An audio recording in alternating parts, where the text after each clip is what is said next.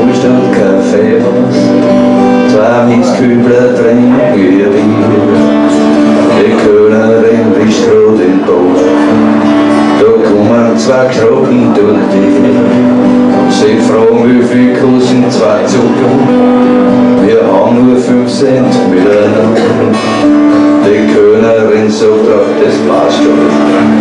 Druckt jeden 5 Zucker in die Hand. Ein Mistkübler dreht sich zur Köln, kein Wortschrocken draus bei der Tür. Die Zucker machen mehr als 5 Cent aus. Das passt schon erst am Vorhinein. Und draußen hat's blitzt und hat's donnert, wie wenn ein ganz schwerer Regen fällt.